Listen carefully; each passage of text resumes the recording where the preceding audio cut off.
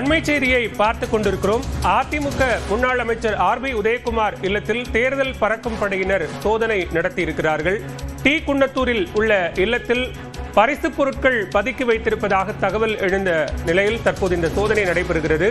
இது தொடர்பான கூடுதல் விவரங்களோடு இணைகிறார் செய்தியாளர் சிவகுமார். சிவகுமார், விவரங்கள். நிச்சயமா பாலவேல், அதாவது தமிழக சட்டமன்ற தேர்தல் வருகிற ஏப்ரல் 23 நடைபெறும் என கடந்த 15 தேர்தல் ஆணையத்தால் அறிவிக்கப்பட்டு அன்று முதல் தேர்தல் நடத்தை விதிமுறைகள் அமலுக்கு வந்தது.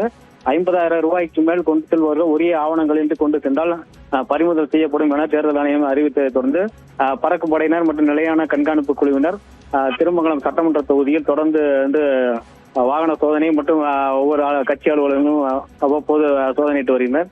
இந்த நிலையில் முன்னாள் அமைச்சரும் திருமங்கலம் சட்டமன்ற தொகுதி உறுப்பினருமான ஆர்பி உதயகுமார் டி குன்னத்தூர் ஜெயலலிதா கோவில் இல்லத்தில் வந்து கட்சியாளர்களை அழைத்து அனுமதியின்றி கூட்டம் போடுவதாகவும் அவர்களுக்கு பணப்பட்டுவாடா செய்வதாகவும் மேலும் அங்குள்ள இல்லத்தில் வைத்து வாக்காளருக்கு கொடுப்பதாக நன்றி சிவகுமார்.